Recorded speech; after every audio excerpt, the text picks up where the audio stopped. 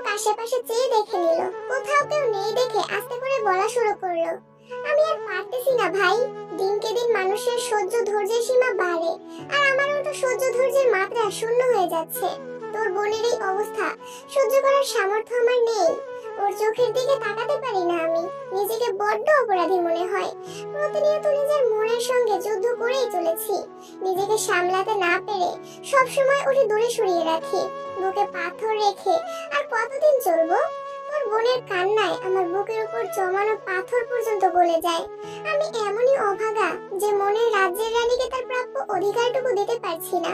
ওর দু চোখের পানি মুছে বলতে পারছি না, আজকের পর তোকে আমার কারণে আর কাঁদতে হবে না। ওকে জড়িয়ে ধরে চিৎকার করে বলতে পারছি না, আমি তোকে আকাশ সম ভালোবাসি। বনকে সময় দিলে তোর মনটা একটু হালকা হতো। ওই দিন দেখলি না তো তোর বোন কি করলো? তুই আমি এতবার বলার পরও বের হতে রাজি হলো না।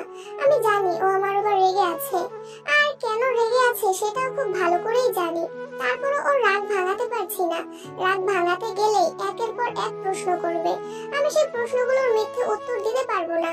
দরকার হয় দূরে থাকবো, তবুও আমি ওকে আর কোনো মিথ্যে কথা বলবো না, এটা আমার প্রমিস। ফুপির বিষয়ে কিছু ভাবছো?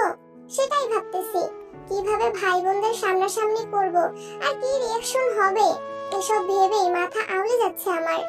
ইয়নজুন দু ভাইয়ের জন্য কফি আর নুডলস নিয়ে আসতেই দু ভাইয়ের কথোপকথন থেমে গেছে। জাঙ্কুক নিজের ফোন হাতে নিয়ে চাপাচাপি করছে। কফি দেয় এক হাতে কফি নিয়ে অন্য হাতে ফোন ধরে সুগার সঙ্গে রাজনীতি নিয়ে কথা বলা শুরু করলো। তে ঘুম থেকে উঠে মায়ের রুম থেকে বের হতেই সোফায় জাঙ্কুক ভাই আর সুগাকে দেখে মাথায় ভালোভাবে ওড়না দিয়ে মাথা নিচু করে চুপচাপ সিঁড়ি দিয়ে উঠে যাচ্ছিল। তাকাবে না ভেবেও নিজেকে আটকাতে পারলো না। সিঁড়ি থেকে তাকালো জাঙ্কুকের দিকে, নজর পড়ে সোজা জাঙ্কুকের ফোনের ওয়ালপেপারের দিকে। গতকাল ফোন চেক করার সময়ও ওয়ালপেপারে এই ছবিটা দেখেছিল, যেখানে জাঙ্কুকের গাল কান সহ মাথার এক পাশ দেখা যাচ্ছিল। নিচু হয়ে কিছু করছিল। কল লিস্ট চেক করার তাগিদে ওয়ালপেপারের ছবিটা ভালোভাবে দেখতে পারেনি, তবে আজ জাঙ্কুকের হাতে থাকা ফোনে ওয়ালপেপারটা স্পষ্ট দেখা যাচ্ছে। ছবিটাতে জাঙ্কুক ঝুঁকে আছে, এক হাতে কোনো মেয়ের হাতের আঙুলগুলো ধরে রেখেছে, সেই সাথে জাঙ্কুকের ওষ্ঠদ্বয় সেই হাতের উল্টো পিঠে ঠিক মাঝ বরাবর স্পর্শ করে আছে। সদ্য ঘুম থেকে ওঠাতে ঘুম ঘুম চোখে ছবিটা দেখতেই বুকটা ছ্যাঁক করে উঠল। নীরের দৃষ্টিতে তাকিয়ে রইল সেই ছবির দিকে। যেই জাঙ্কুক ভাইকে ঘিরে রঙিন স্বপ্নে বিভোর ছিল তে, সেই জাঙ্কুক কোনো মেয়ের হাতে চুমু খাচ্ছে। ভাবতেই তে দম বন্ধ হয়ে আসছে। নিচের ঠোঁট কামড়ে ধরে কান্না আটকানোর চেষ্টা করে নিজের রুমে চলে গেছে। চোখের সামনে থেকে সেই দৃশ্য যেন সরছেই না। গতকাল জাঙ্কুক ভাই বলেছেন উনি বিবাহিত, তাই সে কথা বিশ্বাস করলেও পুরোপুরি করেনি। তবে আজ প্রমাণ পেয়েছে, তাই অবিশ্বাস করার কোনো অপশন নেই। কান্নার আওয়াজ বিশ্বাসঘাতকতা করছে, কাঁদতে চেয়েও কাঁদতে পারছে না, গলায় আটকে আসছে কান্না। আজ পুরো টেবিল ফাঁকা, শুধু এক কোণে তে বসে আছে। অনেকক্ষণ যাবতীয় তে খাবার টেবিলে বসে অপেক্ষা করছে। আব্বু আর বড় আব্বুকে হোস্টেলের ব্যাপারটা কিভাবে বলবে সেটাই ভাবছে। স্যারের থেকে আনা হোস্টেলের ফর্মটা গত রাতেই পূরণ করে রেখেছে। এই বাড়িতে আর থাকবে না বলে মানসিক প্রস্তুতিও নিয়ে নিয়েছে। আস্তে আস্তে সবাই খাবার টেবিলে উপস্থিত হলো। তে সবার আগে খাবার শেষ করে বসে আছে। কিভাবে বলবে এই সাহসটুকু হচ্ছে না। সামনে জাঙ্কুক বসা, এজন্য মূলত আরো বলছে না। জাঙ্কুক খাবার শেষ করে বেসিনের দিকে যেতেই তে বলল, আব্বু আমার একটা কথা বলার ছিল। বল আম্মু, কিছু লাগবে তোমার? প্রতিদিন বাসা থেকে ভার্সিটি পর্যন্ত যেতে অনেক সময় লাগে। আঙ্কেলকেও আমার জন্য গাড়ি নিয়ে ঘন্টাখানেক অপেক্ষা করতে হয়, তারপর যানজট পেরিয়ে আবার বাসায় ফিরতে হয়। এত জার্নি করে আমারও খুব টায়ার্ড লাগে, পড়াশোনা হয় না ঠিক মতো। তাই বলছিলাম আমি হোস্টেলে সিট নেব, বান্ধবীদের সাথেই থাকবো, মাঝে মাঝে বাসায় এসে ঘুরে যাব। সুগার খাবার আটকে গেছে গলায়, চোখ বড় করে তাকিয়ে আছে তের দিকে। তৎক্ষণাৎ ঘাড় ঘুরিয়ে তাকালো বেসিনের দিকে, জাঙ্কুক নেই। আতঙ্কিত হয়ে সুগার ঢোক গিলল। জাঙ্কুক ভাই শোনেনি ভেবে দীর্ঘশ্বাস ছাড়লো। কিম, নামজুন আর সৌবিন দুজনেই নীরব। পুনরায় বলল, আমি স্যারের সঙ্গে কথা বলেছি, ফর্ম পূরণ করেছি। আপনারা অনুমতি দিলে আমি আজই ফর্ম জমা। বলেই তে বাম হাতটা টেবিলের নিচ থেকে তুলে হাতে হোস্টেলের সেই ফর্মটা। সুগা কিছু বলতে যাবে তার আগেই জাঙ্কুক টেবিলের অপর পাশ থেকে ফর্মটা নিয়ে একটানে ছিঁড়ে ফেলেছে। আচমকা জাঙ্কুককে দেখে আটকে উঠেছিল সুগা। সে ভেবেছিল জাঙ্কুক হয়তো চলে গেছে, কিন্তু জাঙ্কুক যে তার পেছনে দাঁড়িয়েছিল এটা সুগা খেয়ালই করেনি। কোন সাহসে তুই হোস্টেলে যাওয়ার অনুমতি চাচ্ছিস? কে তোকে এত সাহস দিচ্ছে? যে বা যারা তোকে উস্কাচ্ছে তাদের বলে দিস সব কয়টাকে আধমরা করে নিজের বাড়ি পাঠাবো। ঢাকা থেকে পড়াশোনা শেষ করতে হবে না। তোকে কিছু বলি না বলে যা ইচ্ছে করবি, জেদ দেখালে সব পেয়ে যাবি ভাবছিস? তোকে লাস্ট ওয়ার্নিং দিচ্ছি, পড়াশোনা করলে বাড়িতে থেকেই করতে হবে। বাড়ির বাইরে যেতে চাইলে পা দুটো ভেঙে ঘরে বসাই রাখবো। জাঙ্কুক, হচ্ছেটা কি? বাড়ির মেয়েদের সাথে উচ্চস্বরে কথা বলবা না, যাও এখান থেকে। জাঙ্কুক রাগে কটমট করতে করতে চলে যাচ্ছে আর বলছে, এরপর যদি কেউ অনুমতি দেন এর ফল খুব খারাপ হবে। গতকালের সোহায়নের বলা কথাগুলো বারবার মনে পড়ছে। ওদের উস্কানিতেই এসব করছে, এটা বুঝতে বাকি নেই জাঙ্কুকের। এদিকে সুগা কি বলবে বুঝতে পারছে না। জাঙ্কুক এভাবে চিৎকার করলো, আব্বু বা বড় আব্বু কিভাবে রিঅ্যাক্ট করবে এটাও বুঝতে পারছে না। তারপরও সুগা বলল, প্রয়োজনে আমি তোকে বাইকে দিয়ে আসবো, ক্লাস শেষে কল দিলে আবার গিয়ে নিয়ে আসবো, তবুও হোস্টেলে যেতে হবে না। তে চিবুক নামিয়ে দাঁড়িয়ে আছে, চোখ তুলে তাকাতে পারছে না। থাক, তোমার আর নিয়ে যেতে হবে না। তোমাদের দুই ভাই বোনকে একসাথে যেতে দিব না, তাও আবার বাইকে। অ্যাক্সিডেন্ট করে রাস্তাঘাটে পড়ে থাকবা, নিজেও ব্যথা পাবা, সাথে আমার মেয়েটাও ব্যথা দিবা। দরকার হলে আমি আমার মেয়েকে নিয়ে যাব। পরিস্থিতি স্বাভাবিক করতে সুগা ঠাট্টার স্বরে বলল, আপনি আমায় এত অবিশ্বাস করেন? বাইকারদের উপর আমার বিন্দুমাত্র বিশ্বাস নেই। ভয় পাইয়েন না, আমার জীবন থাকতে আপনার মেয়ে আর আমার বোনের গায়ে একটা আঁচড়ও পড়তে দেব না, এটুকু বিশ্বাস রাখতে পারেন। তে এবার ছলছল নয়নে সুগার দিকে তাকিয়েছে। সুগা তেকে অনেক ভালোবাসে, এটাতে বুঝতে পারে, কিন্তু আজ এত কনফিডেন্স নিয়ে আব্বুর সামনে এভাবে কথা বলছে দেখেই তে আশ্চর্য নয়নে তাকিয়ে আছে। আচমকা জাঙ্কুকের রুম থেকে কাঁচ ভাঙার শব্দ আসে। শব্দ শুনে তে সেদিকে এক পলক তাকিয়ে তৎক্ষণাৎ সিঁড়ির দিকে ছুটে যায়। সুগাও খাবার রেখে বেসিনে হাত ধুতে যায়। রান্নাঘর থেকে জিন আর ইয়নজুন আর্তনাদ করে ওঠেন। বেখুইন উঠে যেতে চাইলে কিম নামজুন আটকে দেন। এটা ওদের ভাই বোনের ব্যাপার, ওদেরকে বুঝে নিতে দাও। বড়রা সেখানে উপস্থিত থাকলে বিষয়টা আরো খারাপের দিকে যাবে। জিন যেতে চাইলে ওনাকেও আটকে দেন। জিন খুব চিন্তিত কণ্ঠে বললেন, জাঙ্কুক যদি রেগে গিয়ে তোর গায়ে যদি হাত তোলে? সুগা মাত্র কি বললো শুনলে না? বোনের গায়ে একটা আঁচড়ও পড়তে দেবে না। দেখেই সে তার দায়িত্ব কতটা পালন করতে পারে। এদিকে তে অন্তহীন পায়ে ছুটে যায় জাঙ্কুকের রুমে। দরজা থেকে তাকায় ভেতরে। জাঙ্কুক তাকে রুমে ঢুকতে নিষেধ করেছিল, তাই সরাসরি ঢুকতে পারছে না। দরজা থেকে উকি দিতেই দেখে জাঙ্কুক বিছানার একপাশে বসে আছে, দু হাঁটুর উপর হাত। ডান হাতে কয়েকটা জায়গায় ভাঙা কাচের টুকরো লেগে আছে, সেখান থেকে ফোঁটা ফোঁটা রক্ত পড়ছে। তে সব ভুলে রুমে ঢুকে চিৎকার করে ওঠে, এটা কি করছেন আপনি? ড্রেসিং টেবিলের ঠিক মাঝ বরাবর জাঙ্কুক ঘুষিটা দিয়েছে। অর্ধেক কাচ ভেঙে পড়ে গেছে আর অর্ধেকটা এখনো লেগে আছে। তে হাত থেকে কাচ ছোটাতে গেলে জাঙ্কুক নিজের হাত সরিয়ে নিয়ে রাগান্বিত কণ্ঠে বলে, ডোন্ট টাচ মি। তে সেসব কথায় কান না দিয়ে আবার এগিয়ে যায় জাঙ্কুকের দিকে। দ্বিতীয়বারের মতো হাত ধরতে গেলে জাঙ্কুক 4 গুণ ভারী কণ্ঠে চিৎকার দিয়ে ওঠে, বললাম তো ছবি না আমায়। বলেই পাশে টেবিলে থাকা কাচের গ্লাস ছুঁড়ে মারে ড্রেসিং টেবিলের দিকে। এই দৃশ্য দেখে তে আতঙ্কে দুকদম পিছিয়ে যায়। ভয়ে শরীর ঠান্ডা হয়ে যাচ্ছে, হাত পা কাঁপছে, দাঁড়িয়ে থাকার শক্তি পাচ্ছে না মেয়েটা। ড্রেসিং টেবিলের বাকি অর্ধেক কাচ সাথে গ্লাসের ভাঙা টুকরোতে ফ্লোর ভরে গেছে। তে কপাল কুঁচকে তাকিয়ে আছে জাঙ্কুকের হাতের দিকে। কাচের টুকরোগুলো এখনো হাতে ঢুকে আছে, খোলার চেষ্টাও করছেন না। ফ্লোরে লাল টকটকে রক্তে ভেসে যাচ্ছে। তে ভয়ে গলা শুকিয়ে কাঠ হয়ে গেছে। এমন সময় সুগা রুমে ঢোকে। জাঙ্কুকের কাছে যেতে জাঙ্কুক রাগী কণ্ঠে বলে, সুগা, তোর বোনকে এখান থেকে যেতে বল। তুই রুমে যা, ওনার হাতে কাজ, আমি দেখছি, তুই যা প্লিজ। তে রুম থেকে বেরিয়ে যাচ্ছে। যেতে যেতে বেশ কয়েকবার তাকিয়েছে, চোখ ছলছল করছে। সামান্য হোস্টেলে যাওয়ার কথাতেই জাঙ্কুক ভাই এভাবে রিঅ্যাক্ট করবেন তে ভাবতেও পারেনি। আজ ভার্সিটিতেও যায়নি। ওরা সবাই অনেকবার কল দিয়েছে, কলও রিসিভ করেনি। সুগা জাঙ্কুকের হাত পরিষ্কার করে একজন ডাক্তার এনে ব্যান্ডেজ করিয়েছে। তে সারা দিনেও রুম থেকে বের হয়নি।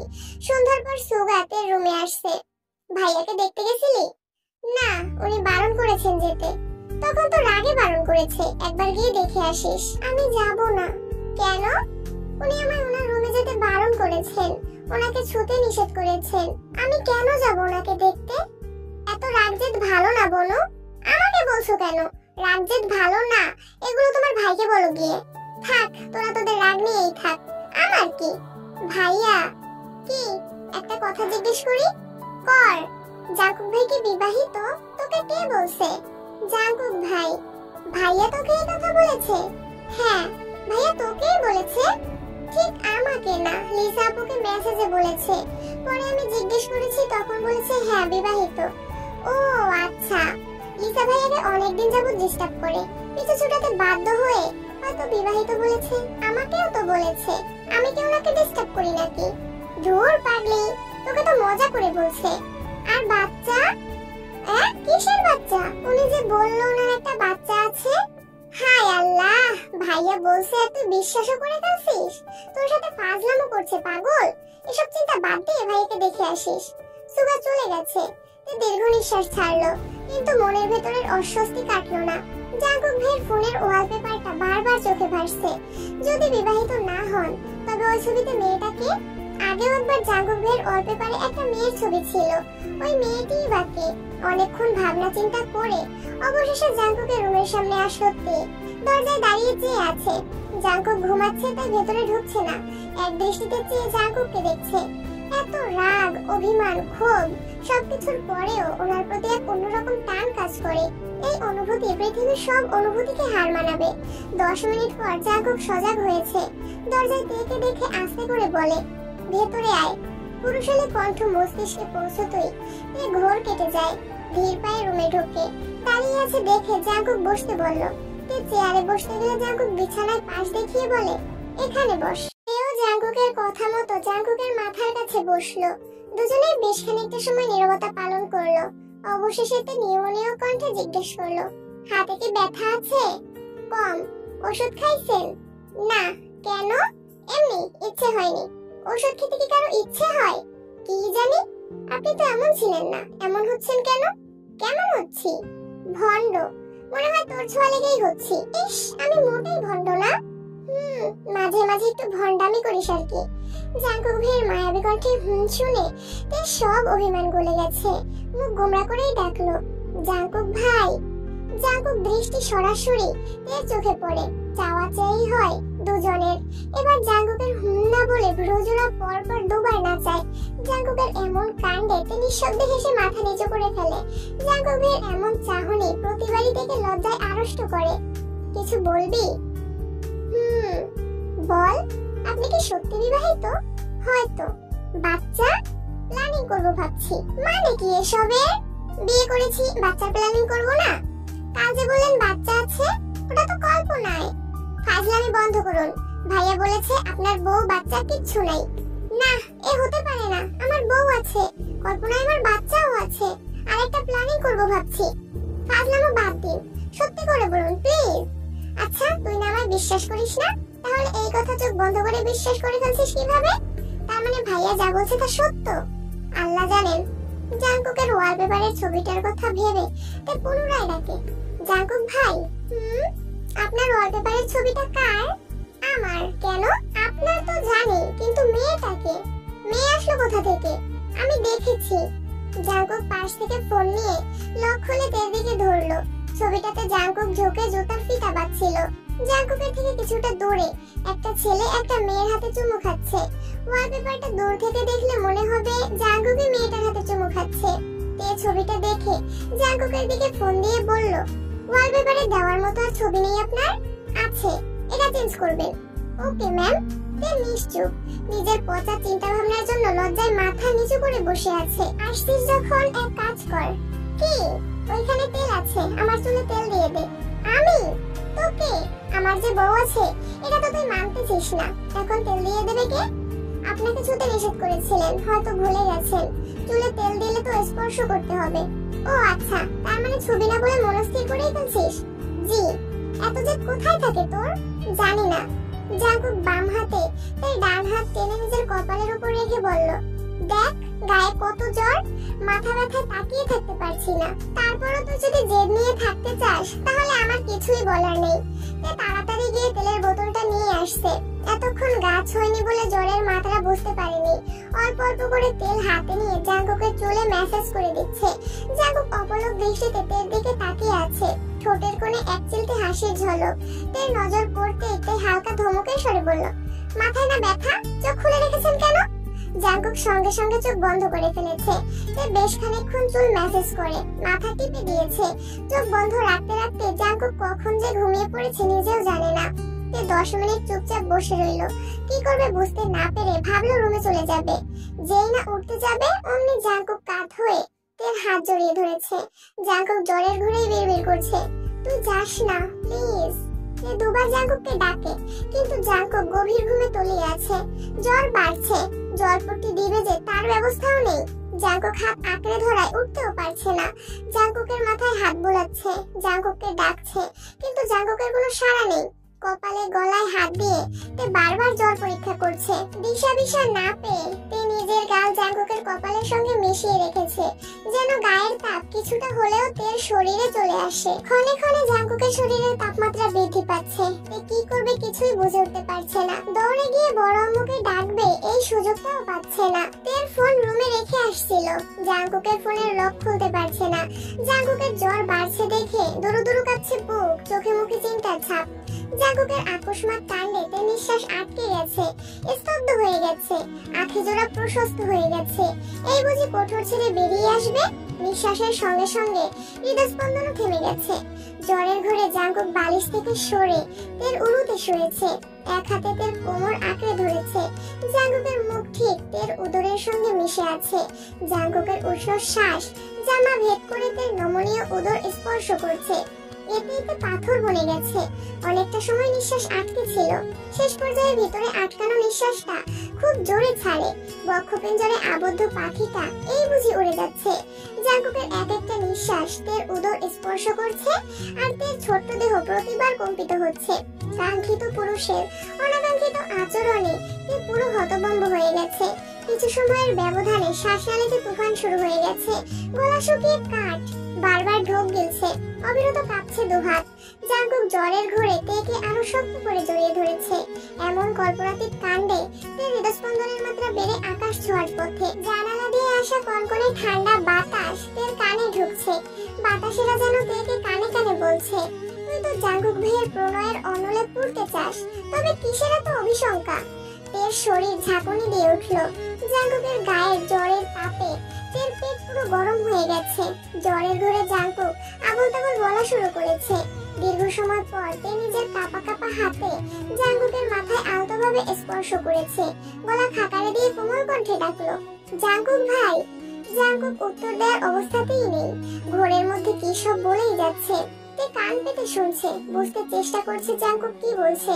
সব কথা বুঝতে না পারলেও শেষটুকু শুধু বুঝতে পেরেছে, আমি মারা গেলে তুই কাঁদিস না প্লিজ।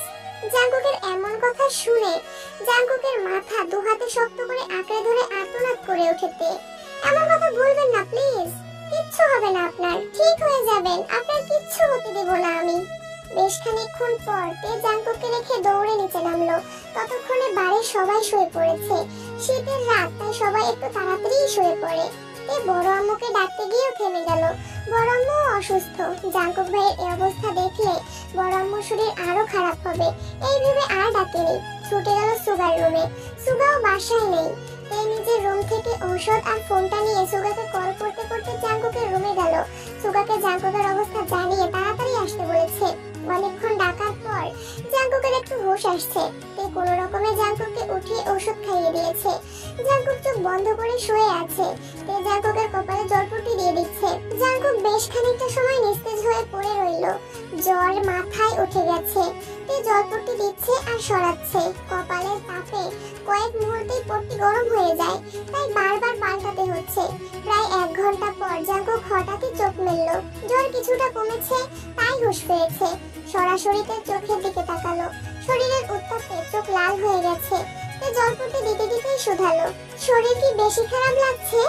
জাঙ্কুক মলিন হাসলো। কি হয়েছে? কিছু না, আর পট্টি দিতে হবে না, অনেক রাত হয়েছে, ঘুমাতে যা। আপনি চুপ করে থাকুন প্লিজ। জাঙ্কুকের হাসি ঠোঁট থেকে সরছেই না, বরং ধীরে ধীরে প্রশস্ত হচ্ছে জাঙ্কুকের ওষ্ঠদ্বয়। মনে মনে তেকে নিয়ে রঙিন স্বপ্নের দুনিয়ায় পাড়ে জমিয়েছে। তে এমন ভাবে জাঙ্কুকের যত্ন নিচ্ছে, ঠিক যেন ঘরের বউ। জাঙ্কুক জ্বরের ঘোরেও তের চিন্তায় বিভোর হয়ে আছে। জাঙ্কুকের নেশাক্ত দৃষ্টি দেখে তে জিজ্ঞেস করলো, আপনি কি কিছু বলতে যাচ্ছেন? বলতে তো চাই, বলুন। বাদ দে, জলপট্টি দিতে হবে না, একটু শান্ত হয়ে বস। হাত নড়াচড়া করছিস, পরে হাতে ব্যথা করবে তো। আমার হাত ব্যথার চিন্তা আপনাকে করতে হবে না, নিজের হাত নিয়ে ভাবুন, আমার হাত ঠিক হয়ে যাবে। তে হঠাৎই মায়াবী দৃষ্টিতে জাঙ্কুকের চোখের দিকে তাকিয়েছে। তের দু চোখ ছলছল করছে, বুকে চাপা পড়া কষ্টে ভেতরটা ক্ষত বিক্ষত হয়ে যাচ্ছে। জাঙ্কুকের নজরও ঠিক তের চোখ বরাবর। অষ্টাদশের মায়াবী দৃষ্টি জাঙ্কুকের বুকে ধ্রিম ধ্রিম কম্পনের কারণ। অনুভূতি লুকাতে অক্ষম, জ্বরের কারণে জাঙ্কুকের হৃদয়ের ব্যাকুলতা স্পষ্ট বোঝা যাচ্ছে। তে জাঙ্কুকের চুলে হাত বোলাতে বোলাতে কোমল কণ্ঠে বলল, আপনি এমন কেন করেন? কেমন করি? নিজেকে এত আঘাত কেন করেন? সকালে এভাবে হাত না কাটলে তো এখন জ্বরটা উঠতো না। রাগ কন্ট্রোল করতে পারি না, এটা আমার কি দোষ? এত বড় ছেলে হয়েও রাগ কন্ট্রোল করতে পারেন না, আবার আমায় জেদ কমাতে বলেন। তোর জেদটা কমালেই আমার রাগ কমে যাবে। কিভাবে? তা তো এখন বলবো না, জ্বর তো এখন কমেছে। তুই বরং রুমে চলে যা। তাড়িয়ে দিচ্ছেন কেন? তাড়াচ্ছি না, শীতের রাত, এমনিতেই ঠান্ডা অনেক, তার মধ্যে এত রাতে তুই আমার রুমে? আজব তো, এত রাতে কি আমি শুধু শুধু আপনার রুমে আসছি নাকি? ভাইয়া বলছিল বলেই আসছি, আর আমি না আসলে তো জানতামই না যে আপনি জ্বরে পড়ে আছেন। ওষুধ পর্যন্ত খাননি, ওষুধটা খেয়েছেন বলেই জ্বরটা একটু কমেছে। তাছাড়া আমি তো নিচে গেছিলাম, বড় আম্মু আম্মু সবাই ঘুমিয়েছিল, তাই ডাকিনি। ভাইয়াকে কল দিয়ে বলেছি ভাইয়া আসতেছে। বাসার কেউ অসুস্থ হলে কি দেখাও যাবে না? আচ্ছা বাবা, সরি, আর কিচ্ছু বলবো না তোকে। কিছু বলতে হবে না, কি খাবেন সেটা বলুন, খাবার নিয়ে আসি। কিছু খাবো না, মাথায় প্রচন্ড ব্যথা করছে। তুই শুধু মাথায় হাত বুলিয়ে দে, তাহলেই হবে। তে আলতো হাতে মাথায় হাত বুলিয়ে দিচ্ছে। একসময় জাঙ্কুক ভাইয়ের চুলে হাত দেওয়ার কত ইচ্ছে ছিল, কতই না বাহানা খুঁজেছে, কিন্তু সাহস করে ছুঁতে পারেনি। আজ জাঙ্কুক ভাই নিজেই সেই অধিকার দিয়েছেন। তে জাঙ্কুকের মলিন চেহারায় তাকিয়ে ঈষৎ হাসলো। জাঙ্কুকের চোখ বন্ধ, তে এক দৃষ্টিতে জাঙ্কুকের মুখের পানে চেয়ে আছে। এই শ্যামবর্ণের পুরুষ যে অষ্টাদশীর মনের রাজ্যের একমাত্র রাজকুমার, যাকে নিয়ে রোজ রাতে স্বপ্নের দেশে পাড়ি জমায়, কল্পনায় ঘুরে বেড়ায় দেশ থেকে দেশান্তরে। অষ্টাদশীর মণিকোঠায় একমাত্র জাঙ্কুক ভাইয়ের বসবাস। তখন সুগা রুমে ঢুকে, জাঙ্কুক ঘুমাচ্ছে। তে জাঙ্কুকের মুখের পানে চেয়ে মাথায় হাত বুলাচ্ছে। সুগা হুট করে রুমে প্রবেশ করে এই দৃশ্য দেখে হকচকিয়ে উঠলো। রুম থেকে বেরিয়ে যাবে নাকি ঢুকবে বুঝতে পারছে না। সুগা আস্তে করে গলা খাকারি দিতেই তে আটকে ওঠে, জাঙ্কুকের থেকে কিছুটা দূরে সরে বসে। ভাইয়ার জ্বর কি কমেছে? অনেকটাই কমেছে। সুগা জাঙ্কুকের কপালে আর গলায় হাত রেখে জ্বরের মাত্রা বোঝার চেষ্টা করলো। তারপর স্বাভাবিক কণ্ঠেই বলল, তুই আর কিছুক্ষণ বস, আমি ফ্রেশ হয়ে আসছি। আচ্ছা। সুগা রুম থেকে বের হতে হতে মুচকি হাসলো। সে এটাই চাইছিল, সকাল থেকে সারাদিন জাঙ্কুককে বুঝিয়ে মাথা ঠান্ডা করেছে। সোহায়নের প্রতি যতটা না ক্ষোভ, তার থেকেও বেশি রাগ উঠেছিল তের প্রতি। জাঙ্কুক যেখানে আব্বু আম্মু চাচা চাচিদের সামনে নিজেকে সংযত রাখার চেষ্টা করে, তে সেখানে হুট করে সবার সামনে বাড়ি ছাড়ার কথা বলে ফেলেছে। জাঙ্কুকের মন প্রাণ দিয়ে চেষ্টা করছে সম্পর্ক ঠিক করতে, অন্যদিকে তে কিছু মানুষের উস্কানিতে সেটা ভাঙতে চাইছে। এজন্যই মূলত জাঙ্কুকের রাগ কন্ট্রোলের বাইরে চলে গেছে, আর আব্বু চাচুর সামনে যা তা বলে ফেলেছে। জাঙ্কুক নিজেও ভেবে পাচ্ছে না আব্বু চাচু এই ঘটনাটা কিভাবে নিয়েছে, বা এর পরিণাম কি হতে চলেছে। তের ভুল আর অন্যায়গুলো সুগা খুব সুন্দর করে ঢাকার চেষ্টা করেছে। জাঙ্কুকের মাথা ঠান্ডা করতে সুগা শেষ পর্যন্ত হুমকিও দিয়েছে, যদি তের সঙ্গে ঠিকঠাক মতো কথা না বলে তাহলে সে নিজেই তেকে নিয়ে হোস্টেলে দিয়ে আসবে। এক প্রকার বাধ্য হয়ে জাঙ্কুক শর্ত মেনে নিয়েছে। শত রাগের পরও তেকে না দেখে জাঙ্কুক থাকতে পারবে না। গত 7 বছর অনেক কষ্টে নিজের আবেগকে নিয়ন্ত্রণ করে রেখেছে, আর সম্ভব না। এখন কয়েক ঘন্টা তেকে না দেখলে ছটফট করতে থাকে। বাসায় থাকলে কারণে অকারণে বারবার নিচে আসে, যেন তেকে এক পলক দেখতে পারে। সুগা রুমে চলে গেছে। তে খানিকটা সময় মাথা নিচু করে বসে রইল, নির্লজ্জের মতো জাঙ্কুক ভাইকে দেখছিল। এটা ভাইয়া দেখে ফেলছে ভেবেই লজ্জায় মুখ তুলতে পারছে না। জাঙ্কুক ঘুমের মধ্যে পাশ ফিরতেই বালিশের উপর রাখা তের হাত জাঙ্কুকের গাল স্পর্শ করে। জাঙ্কুকের গালের খোঁচা খোঁচা দাড়ির স্পর্শে তের গাত্রে শিহরণ জাগে। শিরা উপশিরায় তুফান শুরু হয়ে গেছে। হঠাৎ জাঙ্কুক ভাইয়ের অনাকাঙ্ক্ষিত স্পর্শ তের হৃদয়ে প্রেমানুভূতি জাগ্রত করে। হাত সরিয়ে মুগ্ধ আঁখিতে তাকিয়ে রইল জাঙ্কুকের অন্য পাশের গালে। জাঙ্কুক কখনো ক্লিন সেভ করে না, ছোট করে কেটে রাখে দাড়ি। সপ্তাহখানেক আগেই হয়তো কাটিয়েছিল, এখন কিছুটা বড় হয়েছে। খোঁচা খোঁচা দাড়ি সহ গালটা থেকে টানছে। জাংকুক ভাইয়ের প্রতি তীব্র প্রেমানুভূতি, মুগ্ধতার পরিপূর্ণ গাল হৃদয়ের সমস্ত প্রাচীর ভেঙে দিচ্ছে। ইহজগতে জাংকুক ভাইয়ের গাল ব্যতীত আপাতত আর কোনো দিকে তাকাতে পারছে না। আস্তে করে জাংকুককে ডাকলো, কিন্তু সাড়া নেই। সকালের ঘটনায় শরীর থেকে অনেকটা রক্ত বেরিয়ে গেছে। তাছাড়া কিছুদিনের দৌড়াদৌড়িতে জাংকুকের শরীর বেশ দুর্বল, ঠিকমতো খায় না, নিজের যত্ন নেয় না, তার উপর জ্বর। সব মিলিয়ে ক্লান্তিতে বারবার চোখ বন্ধ হয়ে আসছে। তাছাড়া প্রেয়সীর সঙ্গ পেয়ে জাংকুকের হৃদয়ে প্রশান্তিতে ভরে গেছে। মাথায় হাত বুলিয়ে দেওয়ায় জাংকুকের মনে হচ্ছিল ইহজগতে আর কিছুই প্রয়োজন নেই তার। এভাবে তার স্পারোকে নিয়ে বাকি জীবন কাটিয়ে দেবে সে। জাংকুকের সারা শব্দ না পেয়ে দ্বিতীয় এবং তৃতীয়বার ডাকে, কিন্তু জাংকুক গভীর ঘুমে তলিয়ে আছে। ধীরে ধীরে বিছানা থেকে নেমে জাংকুকের গালে টুক করে কিস করে রুম থেকে ছুটে পালায়। ব্যালকনিতে যেতে আর একটুর জন্য সুগার সঙ্গে ধাক্কা লাগতে যাচ্ছিল। সুগা একটু সামনে থেকে সরে কিছুটা তপ্তস্বরে প্রশ্ন করলো, এভাবে ছুটছিস কেন, কি হয়েছে? কিছু না বলেই তো নিজের রুমে চলে গেছে। সুগা জাংকুকের রুমে ঢুকতেই দেখে জাংকুক গালে হাত দিয়ে হা করে তাকিয়ে আছে। সুগাকে ঢুকতে দেখে জাংকুক তৎক্ষণাৎ হাত সরিয়ে স্বাভাবিক হওয়ার চেষ্টা করলো। আমি কি অসময়ে চলে আসলাম? জাংকুক নিঃশব্দে হেসে লেপের নিচে মুখ লুকিয়েছে। নববধূ এত লজ্জা পাবে না তুমি যতটা লজ্জা পাচ্ছ। সমস্যা নেই, আমি কিছুই বুঝি নাই, চিল। জাংকুক লেপের নিচ থেকে মুখ তুলে গম্ভীর কণ্ঠে বলল, তুই বুঝলেই বাকি, আমি কি অবৈধ কিছু করছি নাকি? না, একদমই না। সুগা একটু থেমে সিরিয়াস মুডেই বলল, থ্যাঙ্কস ভাইয়া, বিশ্বাস করো তোমাদের দুজনকে হাসি খুশি দেখলে আমার সব দুশ্চিন্তা দূর হয়ে যায়। সবসময় এভাবেই থেকো প্লিজ।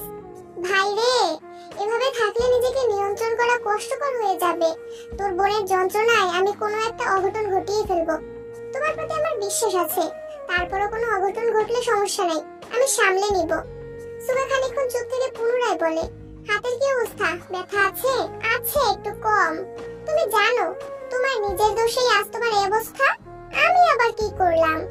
তোমার কিছুদিনের আচরণে এমনিতেই বনুর মেজাজ বিগড়েছিল, তার মধ্যে তুমি বিবাহিত, একথা কেন বলতে গেছিলা? তার উপর তুমি নাকি এক বাচ্চার বাপ, এসব কেন বলছিলা? এর জন্য জিদে হোস্টেলে যাওয়ার সিদ্ধান্ত নিয়েছিল। আমি কি করব? ওইদিন ফোনটা রেখে জাস্ট একটু রুমে গেছি আর আসছি। এর মধ্যে তোর বোন আমার ফোন চেক করে ফেলছে, লিসাকে পাঠানো মেসেজ দেখছে। কতটুকু পড়তে পারছে জানি না। তাছাড়া ওয়ালপেপারে যে তোর বোনের সঙ্গে ছবি দেয়া, ওই ছবিও নিশ্চয়ই দেখছে। কতটুকু কি দেখছে তা বোঝার জন্যই বউ আর বাচ্চার কথা বলছি। তোর বোনের রিয়াকশন দেখে বুঝছি ওয়ালপেপারটা সে ভালোভাবে খেয়াল করেনি। কিন্তু পরদিন তুই আর আমি যখন সোফায় বসেছিলাম, তখন তোর বোন সিঁড়ি থেকে আবার আমার ফোনের ওয়ালপেপারটা দেখেছে। বউ বাচ্চার ব্যাপারটা বিশ্বাস করুক আর না করুক, ওয়ালপেপার দেখছে মানে ওর আর কোনোভাবেই কিছু বিশ্বাস করাতে পারবো না। তাই বাধ্য হয়ে আমার ছবি দিয়ে আরেকটা ছবি এডিট করতে হয়েছে। ওই ছবিটা ওয়ালপেপার দিয়েছি যাতে তোর বোন ভুল না বুঝে। ভাগ্য ভালো দূর থেকে তোর বোন ওয়ালপেপারটা ঠিকঠাক মতো দেখেনি, না হয় শিওর বুঝে যেত এটা এডিট করা ছবি। সুগা হাসতে হাসতে জাংকুকের উপর গড়িয়ে পড়ছে। সুগার অট্টহাসি দেখে জাংকুকের ভ্রুযুগল কুঁচকে আসে। কত খাদে নামিয়ে হুঙ্কার দেয়, পাগলের মতো হাসছিস কেন? আমার বোনকে এত ভয় পাও তুমি ভাইয়া? ভয় তো পেতেই হবে, একমাত্র বউ বলে কথা। ও মানে কি না জানি না, আমি তো ওকে আমার বউ মানি। আমার মতে পৃথিবীর 90% বিবাহিত পুরুষই তাদের বউকে ভয় পায়। পৃথিবীর বুকে রাজ করা পুরুষটাও তার বউয়ের সামনে নাথিং। এর একটাই কারণ, বউয়ের প্রতি প্রবল ভালোবাসা। আর বাকি যে 10% পুরুষ আছে তারা বউকে ভালোই বাসে না, পছন্দ তো একজনকে করিসই। দেখবি রাজনৈতিক ক্ষমতা দাপট তার সামনে কিছুই না। সুগার হাসি থেমে গেছে। সত্যি তাই, জিমিনের প্রতি যবে থেকে ইমোশন কাজ করে তবে থেকে নিজেকে প্রতিনিয়ত পরিবর্তন করার চেষ্টা করছে সুগা। কেন করছে সে নিজেও জানে না। দুদিন কেটে গেছে, তে এই দুদিন ক্লাসে যায়নি, কারোর সাথে যোগাযোগও করেনি। সুহায়ন কম করে হলেও 50 বার কল করেছে, আর বাকি সবাইও কল করেছে, কিন্তু তে ফোন ধরেনি।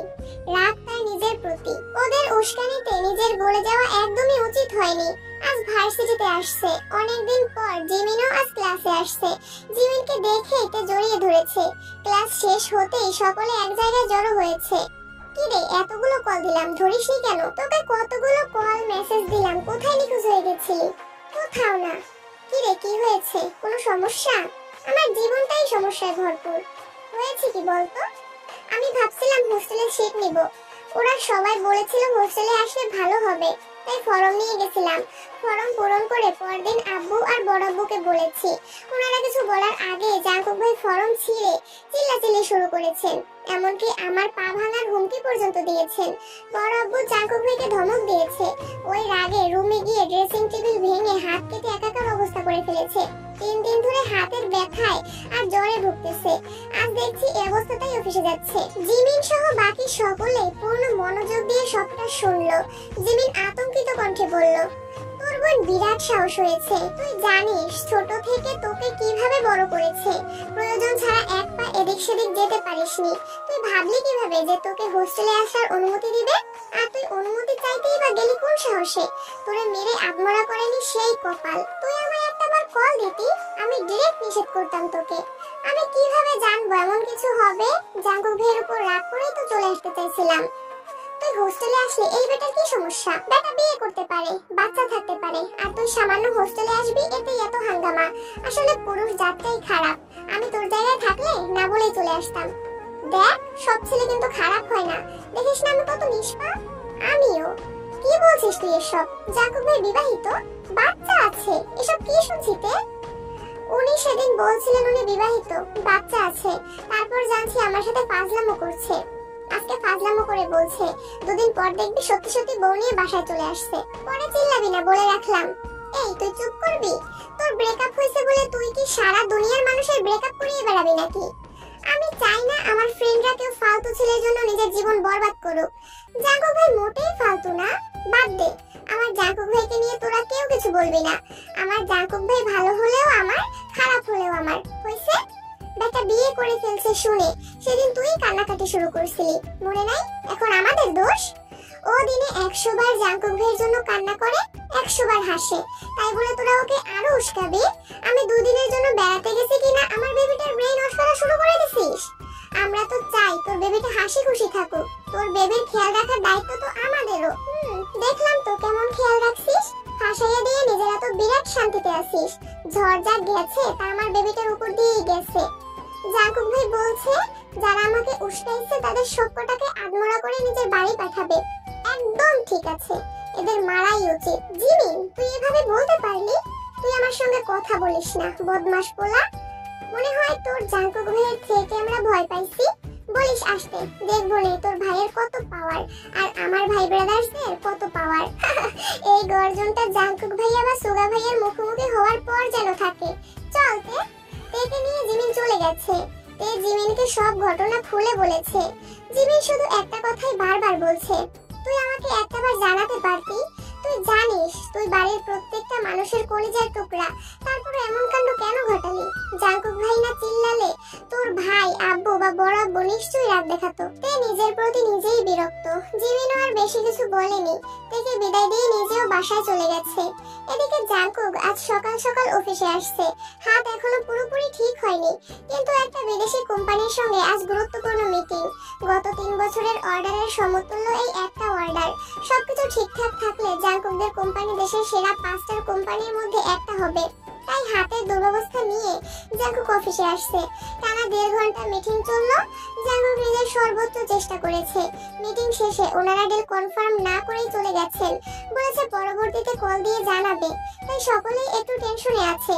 জাঙ্কুক আব্বুর থেকে বিদায় নিতে গেলে কিম নামজুন জাঙ্কুককে ঠান্ডা কণ্ঠেই বললেন, শোনো জাঙ্কুক, নিজের রাগ যদি নিয়ন্ত্রণ রাখতে না পারো তবে জীবনে সফল হতে পারবে না। জাঙ্কুক মাথা নিচু করে দাঁড়িয়ে আছে। সে খুব ভালোভাবেই জানে ওই দিনের বাড়ির ঘটনার ক্ষোভ প্রকাশ করবেন কিম নামজুন। চুপচাপ সহ্য করা ছাড়া কিছুই করার নেই। কিম নামজুন পুনরায় বললেন, বাহিরে যাই করো না কেন বাসায় অন্ততপক্ষে ঠান্ডা থাকার চেষ্টা করবা। ভুলে যেও না তুমি বাড়ির বড় ছেলে, তোমার উপর বাকিরা নির্ভর। সুগার মতো তে, জেনি, লিমিনহো 3 জনকে আগলে রাখার দায়িত্বও তোমার। কোনো বিষয় নিয়ে অতিরিক্ত চেঁচামেচি করলে, রাগ দেখালে তোমার উপর থেকে তাদের ভরসা উঠে যাবে। তোমার তাদের সাথে সফটলি মিশতে হবে, যাতে ওরা ভুল পথে পা বাড়ালেও তোমাকে তা জানানোর দ্বিধাবোধ না করে। তারপর তুমি বিষয়টা দেখবে, ঠিক মনে হলে ঠিক আর ভুল মনে হলে ভুল ভাই বোনদের বুঝিয়ে সেটা থেকে সরিয়ে আনবে। কিন্তু চিৎকার করে রাগ দেখিয়ে ওদের সাথে কখনো দূরত্ব বাড়িও না। আমি আমি যে ভুল করেছি আমি চাই না একই ভুল তুমিও করো। আমার পরে কিমবারের পুরো দায়িত্ব তোমার, তাই তোমাকে যেমন শক্ত তেমন কোমল হতে হবে। আশা করি বুঝতে পেরেছো, এখন যেতে পারো। জি আচ্ছা বলে জাঙ্কুক অফিস থেকে বেরিয়ে পড়েছে। হাতের দুরবস্থার জন্য বাইক নিতে পারেনি, রিকশা করে নিজের অফিস থেকে বাসায় ফিরেছে। সন্ধ্যার কিছুক্ষণ পরেই কিম নামজুন সোবিন হাতে মিষ্টি নিয়ে বাড়ি ফিরেছেন। বেখুইন সিলেট আছেন। বাড়িতে ঢুকেই সবাইকে ডাকা শুরু করলেন। তে, জেনি, লিমিনহো, সুগা, জাঙ্কুক সহ সকলেই নিচে আসছে। কিম নামজুন হাস্যোজ্জ্বল মুখে বললেন, congratulation my boy, order confirmed, I proud of you. জাঙ্কুকও হাসি মুখে থ্যাংক ইউ জানালো। সকলেই বেশ খুশি, সবাইকে মিষ্টি দেওয়া হলো। কিম নামজুন নিজেই জাঙ্কুককে মিষ্টি খাইয়ে দিয়েছেন। সবশেষে কিম নামজুন জাঙ্কুককে উদ্দেশ্য করে বললেন, আজকের এই খুশির কারণ একমাত্র তুমি। এত অল্প সময়ের মধ্যে তুমি কাজে এত মনোযোগী হয়েছো, তার জন্য তোমাকে অসংখ্য ধন্যবাদ। এটা তোমার জন্য অনেক বড় সফলতা। জীবনের সর্বোচ্চ সিঁড়ি পর্যন্ত এগিয়ে যাও। জি, দোয়া করবেন আমার জন্য। আমানিল্লাহ, দোয়া করি যেন সবসময় সব জায়গায় তুমি সফল হতে পারো। আজকের এই খুশির দিনে তোমার কি চাই বলো, যা চাইবে তাই পাবে। জাঙ্কুক ঢোক গেলে হাসার চেষ্টা করলো, খানিকক্ষণ নীরব থেকে বলল, আমার এখন কিছু চাই না, তবে একদিন চাইবো। একদিন কিছু চাইবো যা দেওয়ার জন্য আপনাদের এত বছরের নিয়ম নীতি পর্যন্ত ভাঙতে হতে পারে। আশা করব সেদিনের জন্য মানসিকভাবে প্রস্তুত থাকবেন। কথা শেষ করে জাঙ্কুক নিজের রুমে চলে গেছে। তে আহম্মকের মতো চেয়ে আছে। জাঙ্কুক ভাইয়ের কথা কিছুই মাথায় ঢোকেনি। কেউ কিছু দিতে চাইছে, নিয়ে নিলেই তো ঝামেলা শেষ, প্যাঁচ লাগাতে হয় কেন? তে এমনটাই ভেবে পায় না। কিম নামজুন আর সোবিন দুজনেই মুখ চাওয়াচাই করলেন। জাঙ্কুকের মা, তের মা আর জেনির মাও নিজেদের মধ্যে কথা বলা বলি করছেন। আপু, তোমায় যদি বলতো যা চাও তাই পাবা, তাহলে তুমি কি চাইতা? তে মনে মনে বলল, জাঙ্কুক ভাইকে চাইতাম। জাঙ্কুক ভাইয়ের সম্পূর্ণ হৃদয় জুড়ে আমার অস্তিত্ব চাইতাম। আমি জাঙ্কুক ভাইয়ের পৃথিবী হতে চাইতাম। আপু বলো না কি চাইতা? জানি না বলে তে নিজের রুমে চলে যাচ্ছে। জেনি তারপরও তের পিছন পিছন ছুটছে। সুগা এতক্ষণ যাবৎ নীরব ভূমিকা পালন করছিল, চলে যাবে কিনা সেটাও বুঝতে পারছে না। তে জেনি চলে যাওয়ায় নজর পড়ে সুগার দিকে। সোবিন স্বাভাবিক কণ্ঠে প্রশ্ন করলেন, তোমার ভাইয়ের এখন কিছু লাগবে না বলে গেল, তোমার কি কিছু লাগবে? সুগা এপাশ ওপাশ মাথা নেড়ে না করলো। সিঁড়ি দিয়ে উঠতে উঠতে মনে মনে বিড়বিড় করে বলে, বউ লাগবে? দিবে নেনে, ভাইয়েরও বউই লাগবে। 2 দিন পর বিকেলে জাঙ্কুক, সুগা কেউই বাসায় নেই। তে আর জেনি টিভি দেখছিল। জিন আর রোয়া রান্নাঘরে নাস্তা বানাচ্ছিলেন। তখন রোজ আপু বাসায় আসে। গেট থেকেই বলে, ভেতরে আসতে পারি? তে জেনি সহ রান্নাঘরে থাকা 2 কর্তির নজর পড়ে মেন গেটের দিকে। তে রোজ আপুকে দেখে আশ্চর্য নয়নে তাকায়। তৎক্ষণাৎ সোফার উপর দিয়ে লাফিয়ে ছুটে গিয়ে রোজকে জড়িয়ে ধরে। রোজও তেকে জড়িয়ে ধরে জিজ্ঞেস করে, কেমন আছো? আলহামদুলিল্লাহ, খুব ভালো। তুমি কেমন আছো ভাবি? আলহামদুলিল্লাহ ভালো। এখানে ভাবি বলো না, যে কেউ শুনে ফেলবে। ফুপি কেমন আছেন? আলহামদুলিল্লাহ। জিন রান্নাঘর থেকে বেরিয়ে এসে বললেন, আরে রোজ যে, এতদিন পর আমাদের কথা মনে পড়লো। এদিকে কাজ নেই তাই তেমন আশা হয় না, আজ একটু কাজ ছিল, এজন্য ভাবলাম আপনাদের সাথে দেখা করে যাই। খুব ভালো করেছো, ভিতরে আসো। এই তে ভিতরে নিয়ে যা, এখানেই দাঁড় করিয়ে রেখেছিস। রোজ সোফায় বসলো। রোজকে দেখে জেনি টিভি বন্ধ করে রান্নাঘরে চলে গেছে। তে রোজের পাশে বসে ফিসফিস করে সব প্রশ্ন করছে। বোগাম ভাইয়া কবে আসবে, কেমন আছে, বাকিরা কেমন আছে থেকে শুরু করে এটা সেটা জিজ্ঞেস করেই যাচ্ছে। রোজ আস্তে ধীরে সব প্রশ্নের উত্তর দিচ্ছে। আপু, তুমি যে বিবাহিত এটা বলবা না? না। কেন? জাঙ্কুক ভাইয়া বারণ করেছেন। জাঙ্কুক ভাই জানে তুমি বাসায় আসবে? জাঙ্কুক ভাইয়াই আমার পাঠিয়েছেন। উনি আর সুগা এখন আমার শ্বশুর বাড়িতে। ওনারা হঠাৎ ফুপির বাসায় কেন? ওনারা প্রতি সপ্তাহেই আমার শ্বশুরকে দেখতে যায়। কি? আমায় একদিনও নিয়ে যান না কেন? আমরা সবাই তোমার কথা বলি, তোমাকে নেয় না বলে আম্মু প্রতিবার জাঙ্কুক ভাইয়াকে রীতিমতো ধমকায়। দেখেছো? তারপর আমায় নিয়ে যান না। আজকে আসুক বাড়িতে। এর মধ্যে জি নাস্তা নিয়ে আসছেন। পাশের সোফায় বসে রোজকে ভালোভাবে পরখ করছেন। ওনার সেই অনেক দিনের ইচ্ছে রোজকে ছেলের বউ বানাবেন। কিম নামজুনকেও বলেছেন। উনি তেমন সারা শব্দ করছেন না। উনি জাঙ্কুকে একটু সময় দিতে চাচ্ছেন। ব্যবসায় ঠিকমতো মনোযোগ দিলেই বিয়ে করাবে সিদ্ধান্ত নিয়েছেন। রোজের নাস্তা খাওয়ার এক ফাঁকে কিম নামজুন বাসায় ঢুকলেন। রোজের সাথে টুকিটাকি কথা বলে নিজের রুমে চলে গেছেন। রোজও খানিকক্ষণ বসে তের রুমে ঘুরে আড্ডা দিয়ে বেরিয়ে গেছে। জাঙ্কুক আর সুগা রাতে খেয়ে বাসায় ফিরেছে। ফুপির বাসায় গেলে কখনো না খাইয়ে ছাড়েন না। জাঙ্কুক ফেরার কিছুক্ষণ পরেই তে জাঙ্কুকের রুমে হাজির হলো। জাঙ্কুক ভ্রুজোড়া নাচিয়ে প্রশ্ন করলো, কি কিছু বলবি? আমার ভাগ কোথায়? কিসের ভাগ? ভালোবাসার। মানে? ফুপির ভালোবাসার ভাগ দেন? কাছে দিচ্ছি। তে দু কদম এগিয়ে গেলে জাঙ্কুক হাত বাড়িয়ে তার মাথায় গাঁটটা মেরে বলে, ফুপির হাতে আমি শুধু গাঁটটাই খাই, তাই ভাগ দিলাম। আর খাবারের ভাগ চাইলে এরপর থেকে নিয়ে আসবো। ইস, এত জোরে কেউ গাঁটটা দেয়? মাথাটা ব্যথা হয়ে গেছে। তুই ভালোবাসার ভাগ চাইছিস, কম করে কিভাবে দিই বলতো? গাঁটটা মারা ভালোবাসা আমি চাই না। তো কেমন ভালোবাসা চাইছিস? আপনাদের মতো আমিও ফুপির সাথে দেখা করতে চাই, গল্প করতে চাই, ফুপির যত্ন পেতে চাই। ও আচ্ছা, আমি ভাবলাম অন্য কিছু। অন্য কিছু মানে? কিছু না, এখন ফুপির বাসায় তোকে নিয়ে যাওয়া যাবে না। তোকে নিয়ে আমি বা সুগা যে কেউ বের হলেই হাজারটা প্রশ্নের উত্তর দিতে হবে। তার থেকে কিছুদিন শান্ত থাক, আমি দেখছি কি করা যায়। রোজাবুকে আসতে বলেছিলেন কেন? দরকার আছে। আচ্ছা বলতো, রোজের সঙ্গে আম্মুর কথা হয়েছিল? আম্মুর রিঅ্যাকশন কি? কথা হয়নি আবার? বড় আম্মু পাশের সোফায় বসে খুব সুন্দর মতো আপুর সঙ্গে কথা বলেছে। বড় আম্মু তো অনেকদিন যাবত রোজাবুকে আপনার বউ বানাতে যাচ্ছেন। আপনারা কেন বলছেন না যে আপুর বিয়ে হয়ে গেছে? ওটা বলে দিলে তো মজাটাই শেষ। মানে? জানতে পারবি খুব শীঘ্রই। আর হ্যাঁ, মুখ ফসকে রোজের বিয়ের কথা বলে দিস না যেন। আমি এত বেকুল না। I know that you are the smartest girl in the world. তুই ঠিক করে হেসে ফেললো। জাঙ্কুক ভাইয়ের মুখে নিজের প্রশংসা শুনে ভীষণ লজ্জা পেয়েছে। লজ্জায় মাথা নিচু করে নিজের রুমে চলে গেছে। সময় ধাবমান। জানুয়ারি পেরিয়ে ফেব্রুয়ারিতে পা দিয়েছে। তীব্র ঠান্ডা অনেকটা কমে এসেছে। তেদের ক্লাস শেষ হয়েছে সবে মাত্র 5 মিনিট হলো। জিমিন আর তে গল্প করতে করতে দুজনে হাত ধরে হাঁটছে। জাঙ্কুক দৌড়ে এসে জিমিনের পেছনে দাঁড়িয়ে জিমিনকে ডাকে, এই জিমিন। জিমিন শুনেও না শোনার মতো হাঁটতে থাকে। চালক এবার জিমিনাতের সামনে এসে দাঁড়ায়। জিমিন তে দুজনেই থমকে দাঁড়ালো। তে জাঙ্কুকের মুখের পানে তাকালেও জিমিন তাকায়নি, মাথা নিচু করে দাঁড়িয়ে আছে। জিমিন, তুই আমার সাথে ঠিকমতো কথা বলিস না কেন? কারণটা কি তোর অজানা? এতদিন হয়ে গেছে, এখনো ওই বিষয় নিয়েই পড়ে আছিস? চলতে চলতে কারো প্রতি ইমোশন আসতেই পারে। তোর প্রতিও আসছিল, তাই আমি তোকে আমার মনের কথা বলছিলাম। তুইও তোর মতামত জানিয়েছিস এবং আমি তা মেনে নিয়েছি। তুই না করছিস, এরপর কি আমি তোকে কোনো প্রশ্ন করেছি বা জোরাজোরি করেছি? তুই রিজেক্ট করেছিস বলে এই না যে আমি মরে যাব, কিন্তু তার প্রভাব বন্ধুত্বের উপর কেন পড়বে বলতো? তারপরও আমি আন্তরিকভাবে দুঃখিত। প্লিজ, বন্ধুত্বের সম্পর্কের সুবাদে হলেও আমায় ক্ষমা করে দে। আচ্ছা, কি রে তোরা এখনো এখানে? তুই কোথায় গেছিলি? নেতারা আসছে, ওনাদের সামনে মাস্টার্স পরীক্ষা। ভার্সিটি থেকে বেরিয়ে যাওয়ার সুবাদে ওরা একটা প্রোগ্রাম করবে শুনলাম। ভার্সিটির পাশাপাশি ঢাকার সুনামধন্য কলেজের স্যাররা, বড় বড় অবস্থানে থাকা ব্যক্তিবর্গরাও সেই প্রোগ্রামে আমন্ত্রিত থাকবে। ভালো, কিন্তু তুই ওইখানে কি করতে গেছিলি?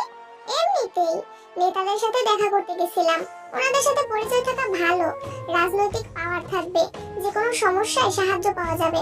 তাছাড়া সাধারণ সম্পাদক আমার রুমমেট, তে বলছিল না ওর জাঙ্কুক ভাই নাকি আমাদের আদমরা করে বাড়ি পাঠাবে। আর কিছুদিন ওয়েট কর, দেখবি আমার কত পাওয়ার হয়।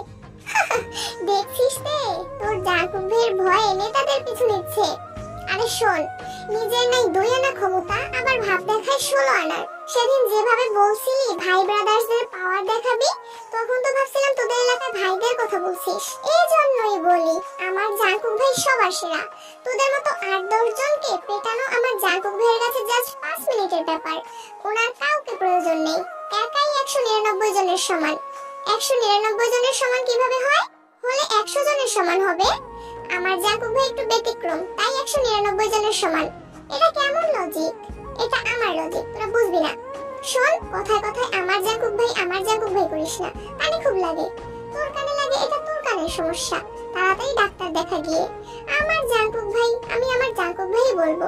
আমার জাঙ্কুক ভাই, আমার জাঙ্কুক ভাই, আমার জাঙ্কুক ভাই। সোহায়ুনের মেজাজ খারাপ হচ্ছে, তবুও শান্ত থাকার চেষ্টা করছে। সোহায়ুন রাগে অন্যদিকে তাকিয়েছে। আকস্মাৎ তেদের দিকে চেয়ে বলল, এই সাইড দে, ভাইরা আসতেছে। জিমিন তে জাঙ্কুক সাইড হয়ে দাঁড়ায়। প্রায় 15 থেকে 20 জন ছেলে হেঁটে আসছে। রাস্তার পাশে দাঁড়িয়ে থাকা জুনিয়রদের সালাম দেখেই তাদের অবস্থান বোঝা যাচ্ছে। এদের কাছে আসতেই সোহায়ন সুন্দর করে সালাম দিল। সামনের দিকের গম্ভীর চেহারার একজন চোখ দিয়ে একটু ইশারা করলো। সালাম গ্রহণ করেছে এটাই বোঝালো। ওনারা পাশ কেটে যেতেই বলল, কিরে তোর ভাই তো সালামের উত্তরটাও দিল না। ওনারা কি এত মানুষের সালামের উত্তর দেওয়ার সময় আছে নাকি? 2 মিনিট পরে কিছুটা দূর থেকে হই হুল্লোড়ের শব্দ ভেসে আসছে। তেরা পেছন ফিরে তাকাতেই দেখে ছেলেগুলো কাকে ঘিরে কথাবার্তা বলছে। কাকে ঘিরে আছে তা দেখা যাচ্ছে না। কৌতূহলবশতই ওরা 4 জন সেদিকে তাকাই আছে। কয়েকজন একটু সরতেই বাইকটা সাইড করে হেলমেট খুললো। জাংকুক ভাই? বাইকটা দেখেই পরিচিত লাগছিল, কিন্তু শিওর ছিল না। হেলমেট খুলতেই তের চোখ কপালে উঠে গেছে। বিস্ময় চোখে তাকিয়ে আছে। বুকের ভিতর হৃৎপিণ্ডটা পিট পিট করছে। তে ভার্সিটিতে ভর্তির পর থেকে জাংকুক তেকে নিতে বা দিতে আসলে মেইন গেটের কাছে নামিয়ে দেয়, কখনো ভিতরে আসে না। আজই প্রথম জাংকুক ভিতরে আসছে। এর সাথে সাথে বাকিরাও বেশ অবাক হয়েছে। জাংকুক বাইক থেকে নামতেই সভাপতি, সহসভাপতি, যুব সম্পাদক, আহ্বায়ক, সাধারণ সম্পাদক একে একে সবাই জাংকুককে জড়িয়ে ধরছে। জাংকুকও স্নেহের সহিত সবাইকে জড়িয়ে ধরছে। তে, জিমিন সহ বাকিরাও কিছুটা এগিয়ে গেল। কি হচ্ছে কিছুই বুঝতে পারছে না। তে বারবার চোখ কষলে তাকাচ্ছে। জাংকুক ভাইয়ের ভার্সিটিতে কেউ পরিচিত আছে এটাতে জানতোই না, তাও আবার রাজনৈতিক ছেলেপেলের সাথে। রাগী গরুগম্ভীর স্বভাবের ছেলেটা হাসি মুখে বলল, থ্যাঙ্কস ভাইয়া, তুমি আমাদের কথা মেনে এত ব্যস্ততার মধ্যেও আসছো এটাই অনেক। আমরা তো ভাবছিলাম তুমি হয়তো বা আসবেই না। তোরা যে এত বছর পরেও আমায় স্মরণ করেছিস সেই অনেক বড় ব্যাপার। তোমাকে কি ভোলা সম্ভব? কলেজের হিরো ছিলা তুমি, স্যারদের চোখের মণি, সেই সাথে পুরো কলেজের মেয়েদের ক্রাশ বয়। শেষ লাইনটা কানে যেতেই তে সাপের মতো ফোঁস করে উঠল। সূক্ষ্ম দৃষ্টিতে তাকায় জাংকুকের দিকে। জাংকুক ভাইয়ের আশেপাশে 2-1টা মেয়ের নামই সহ্য করতে পারে না। সেই জাংকুক ভাই নাকি কলেজের সব মেয়ের ক্রাশ ছিল। আল্লাহ জানেন কত মেয়ে প্রেমের প্রপোজাল দিয়েছে আর কত মেয়ের সাথে প্রেম করে বেরিয়েছে। নিজের কপাল চাপড়ে বিড়বিড় করে বলল, রে তুই শেষ। হাজারো মেয়ের ক্রাশ বয় উনি, সেখানে তুই কে? তোর দিকে কোনো ছেলে ফিরেও তাকায় না। ক্রাশ তো বহু দূরের বিষয়, তুই এবার জাংকুক ভাইকে চাস? ছি, লজ্জা লাগে না? জাংকুক ভাই যে বোন হওয়ার সুবাদে তোর সাথে 2-1টা কথা বলে সেই তোর কপাল। কি বিড়বিড় করছিস? তের চোয়াল আকস্মাৎ ঝুলে পড়লো। মনের ঘর মেঘাচ্ছন্ন হয়ে গেছে। শক্ত কণ্ঠেই বলল, কিছু না। বাজে কথা বাদ দে। হঠাৎ আমায় স্মরণ করার কারণ কি? তুমি আমাদের স্পেশাল গেস্ট, তাই স্মরণ করেছি। অবশ্য তোমায় মালা দিয়ে বরণ করা উচিত ছিল। আচ্ছা সমস্যা নেই, প্রোগ্রামের দিন অবশ্যই মালা দিব। এই থাম থাম, আমায় বরণ করবি মানে? আমি কে? তুমি আমাদের শ্রদ্ধেয় বড় ভাই, যার জন্য আমরা আজ এই অবস্থানে। আমার জন্য না, বরং তোরা নিজের অবস্থা নিজেরাই তৈরি করেছিস। যখন পথভ্রষ্ট হয়ে গেছিলাম তখন রাস্তা তো তুমিই দেখিয়ে দিয়েছিলে। আচ্ছা বুঝলাম, কিন্তু প্রোগ্রামটা কিসের? ভার্সিটিতে লাস্ট একটা প্রোগ্রাম করতে যাচ্ছি। প্রোগ্রাম করবি কর, আমার কি কাজ? আমি তো ভার্সিটির কেউ না, পড়িও নি এখানে। পড়নি তাতে কি? বাইরে পড়তে না গেলে তুমি এই ভার্সিটির স্টুডেন্ট থাকতা। এখন কথা হলো, ভার্সিটির পাশাপাশি আমরা আমাদের কলেজের স্যার ম্যামদের ইনভাইট করতে যাচ্ছি, আর ইনভাইট তুমি করবা। তাছাড়া তোমাদের মতো সাকসেসফুল কিছু ব্যক্তিবর্গদেরও ইনভাইট করা হবে। তোমরা তোমাদের সুদর্শন চেহারা দেখিয়ে জুনিয়রদের সঠিক পথ দেখাবা। প্রথমত, আমি কোনো সাকসেসফুল ব্যক্তি না। দ্বিতীয়ত, আমি এই ভার্সিটির স্টুডেন্ট না। তৃতীয়ত, তোদের প্রোগ্রামে আমি স্যারদের ইনভাইট করার কে? প্রথমত, দ্বিতীয়ত, তৃতীয়ত বুঝি না। তুমি আমার ভাই, এটাই একমাত্র কথা। ভাই তো নাকি? হ্যাঁ ভাই। তো তুমি তো আমাদের অবস্থা দেখেই গেছিলা। স্যাররা এক প্রকার বের করে দিচ্ছিল কলেজ থেকে। সেদিন তুমি স্যারদের রিকোয়েস্ট না করলে আমাদের যে কি অবস্থা হতো আল্লাহই ভালো জানেন। তুমি চলে যাওয়ার পর আমরা যতদিন কলেজে ছিলাম এমন একটা দিন যায়নি যে স্যাররা আমাদের সামনে আসলে তোমার নাম নেয়নি। তুমি না বললেই আমাদের বের করে দিত। আরো কত কথা, সেসব এখন অতীত। তোমার কথা মতো পড়াশোনা করে আমাদের 12টা বন্ধুর মধ্যে 9 জনই ডিইউতে ভর্তি হয়েছে, বাকিরাও ভালো অবস্থানেই আছে।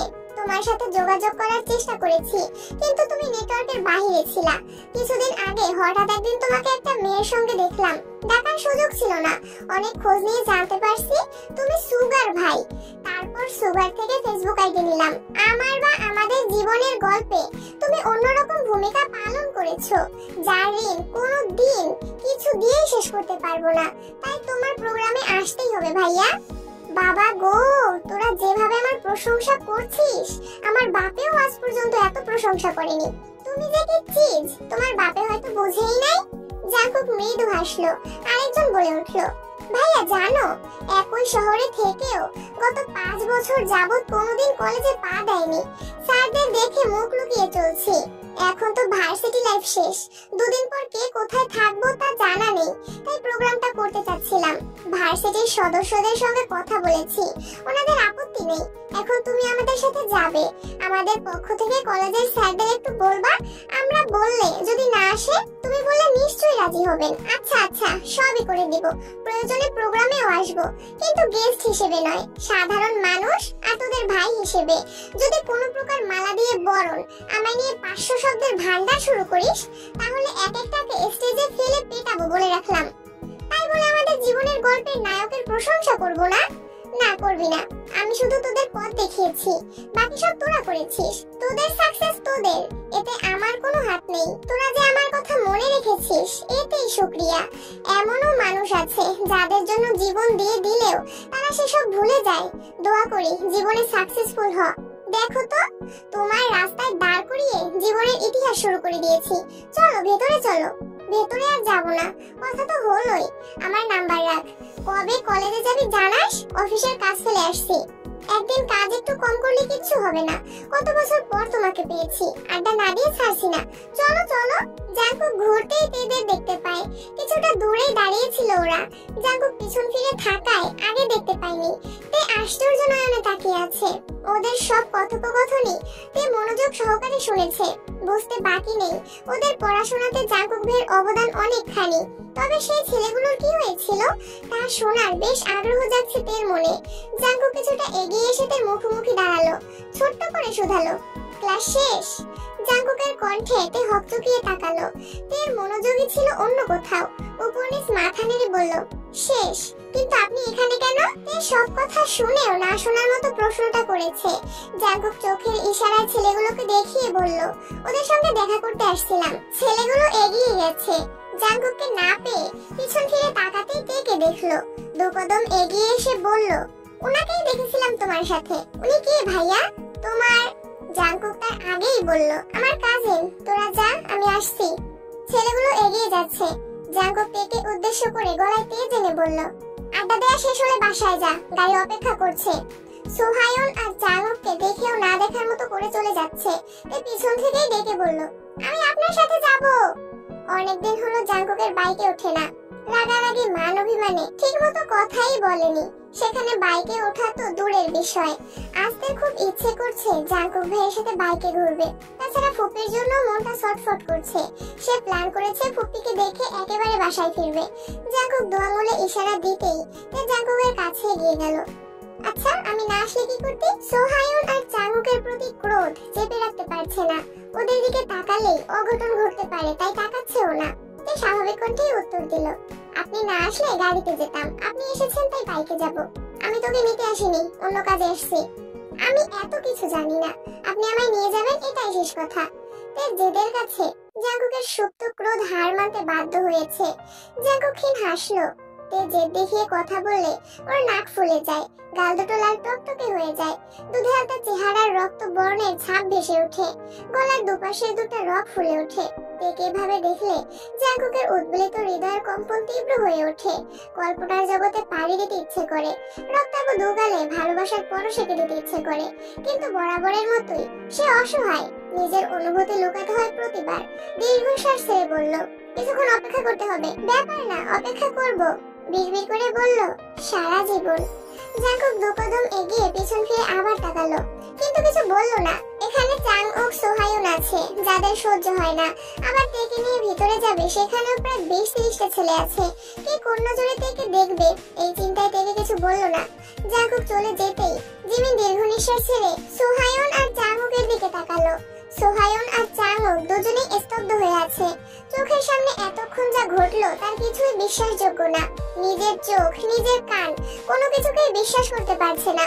কোথায় ভেবেছিল ভার্সিটিতে নেতাদের ক্ষমতা দেখিয়ে এর সামনে একটু ভাব নিয়ে চলবে। উল্টো বড়সড় একটা বাঁশ খেলো। খেলো তো খেলো একদম তেদের সামনে। মেয়েরা মুখে প্রকাশ করুক বা না করুক, বেশিরভাগ মেয়েরাই দাপুটি ছেলেদের পছন্দ করে।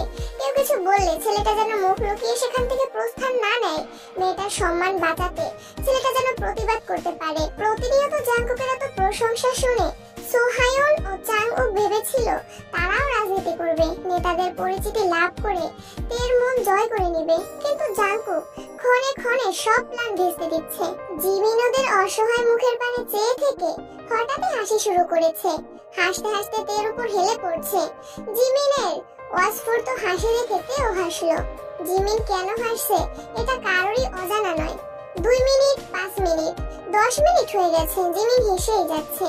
হাসতে হাসতে পেট ব্যথা হয়ে গেছে, তবুও জিমিনের হাসি থামছে না। সোহায়ন সহ্য করতে না পেরে রাগান্বিত কণ্ঠে বলল, হয়েছে বোন, থাম, এর বেশি হাসলে মরে যাবি। তোর শ্রদ্ধেয় রাজনীতির বড় ভাইদের আমার সালাম দিস। সালামের পরে বলিস তুই যে জাংকুক ভাইকে মারার হুমকি দিয়েছিস। জাংকুক ভাইয়ের প্রতি তাদের যে ভালোবাসা দেখলাম, আশা করি তারাই তোকে যোগ্য সম্মানে দিয়ে দেবে। আমি হুমকি দিলাম কখন? তোর ভাই ব্রাদার্সদের পাওয়ার দেখাবি বলছিলি না, মনে নেই? এত মন ভোলা তুই। আচ্ছা বাদ দে, এখন বাদ দিচ্ছি, কিন্তু ভবিষ্যতে সব আকাশচুম্বী কথাবার্তা বললে তোর শ্রদ্ধেয় ভাইদের বলে দিব। আচ্ছা ঠিক আছে। এতক্ষণ যাবতই নিশ্চুপ দাঁড়িয়ে, ইদানিং নিজের সাহস দেখে মাঝে মাঝে নিজেই অবাক হয়ে যায়। জাংকুক ভাইয়ের মুখের উপর জেদ দেখালো। যদি জাংকুক ভাই ভার্সিটির সবার সামনে থাপ্পড় মারতো তবে কি হতো? ভাবতেই ভয়ে কেঁপে উঠছে। সবার সামনে থাপ্পড় খেলে মুখ দেখানোর অবস্থায় থাকতো না। জাংকুক কিছুক্ষণের মধ্যেই বেরিয়ে আসছে। সে বাসায় চলে গেলে হয়তো বেশিক্ষণ আড্ডা দিত, কিন্তু তাকে বাহিরে রেখে গেছে, তাই মাথায় চিন্তা কাজ করছে। এজন্য তাড়াতাড়ি চলে আসছে। তাকে ডাকতে এগিয়ে গিয়ে বলল, আঙ্কেল কি চলে গেছেন? হ্যাঁ, তুই না বললি বাইকে যাবি, তো আঙ্কেলকে চলে যেতে বলেছি। কেন? আপনার তো অফিস আছে, আমায় নিয়ে গেলে সময় নষ্ট হবে, তাই বলছিলাম আমি গাড়িতে চলে যেতাম। এটা আগে মনে হয়নি? তোর ভাইয়ের মতো রাগ উঠলে তোরও মাথা ঠিক থাকে না, তখন কিছু বোঝার অবস্থাতেও থাকিস না। ব্যাপার না, চল আমি রিকশা দিয়ে বাসা চলে যাই, মেজাজ খারাপ করিস না, চল বলছি। তে ভয়ে ভয়ে এগিয়ে যাচ্ছে। ফুপির বাসায় নিয়ে যাবে না আগেই বলেছে, এখন আবার ফুপির কথা বললে নিশ্চিত মার খাবে। জাংকুক একটা রিকশা ঠিক করে জিমিনকে যাওয়ার জন্য ইশারা করলো, তারপর ডেকে নিয়ে চলে গেছে। বাইক চলছে কিন্তু তে স্ট্যাচুর মতো বসে আছে, কোনো কথা বলছে না। জাংকুক স্ট্রিট ফুড দেখে কয়েকবার জিজ্ঞেস করেছে খাবে কিনা, তে শুধু না করেই যাচ্ছে। অবশেষে একটা ফুচকার দোকান দেখে বাইক থামালো। জাংকুক শীতল কণ্ঠে বলল, মাথাটা বোধহয় এখনো ঠান্ডা হয়নি, ফুচকা খেলে নিশ্চয়ই মাথা ঠান্ডা হবে। আমি ফুচকা খাবো না। আমি মনে হয় ভুল শুনলাম। আপনি ঠিকই শুনেছেন, আমি ফুচকা খাবো না। জাংকুক হেসে বলল, টাকা আমার দিকে। তে ধীর গতিতে চোখ তুললো, তাকালো জাংকুকের চোখের দিকে। জাংকুক তীক্ষ্ণ দৃষ্টিতে চেয়ে মোলায়েম কণ্ঠে বলল, ম্যাম আপনি সত্যি সত্যি ফুচকা খাবেন না? জাংকুকের হাবভাব দেখে তে না চাইতেও হেসে ফেললো। সে জাংকুকের ভয়ে ফুচকা খাবে না বলছিল, কিন্তু জাংকুকই তাকে বারবার উস্কাচ্ছে। তে জাংকুকের মুখের পানে চেয়ে মনে মনে ভাবছে, আপনার মধ্যে কি এমন স্পেশাল গুণ আছে যা ক্ষণিকের ব্যবধানে রাগকে ভয়ে আবার ভয়কে জয়ে পরিণত করতে সক্ষম? জাংকুক ভ্রু নাচাতেই তে মৃদু হাসলো। ফুচকা অর্ডার দিয়ে বসে আছে। জাংকুক তেকে দেখছে আবার আশেপাশে তাকাচ্ছে। জাংকুক হঠাৎই মুচকি হেসে বলল, তোকে আজ অনেক বেশি কিউট লাগছে। তে চোখ গোল গোল করে তাকালো, গলায় শ্বাস আটকে গেছে। ঠিক শুনছে নাকি ভুল? জাংকুক ভাই থেকে কিউট বলছে? ভাবা যায় তে লজ্জায় আড়ষ্ট হয়ে যাচ্ছে, তবুও স্বাভাবিক থাকার খুব চেষ্টা করছে।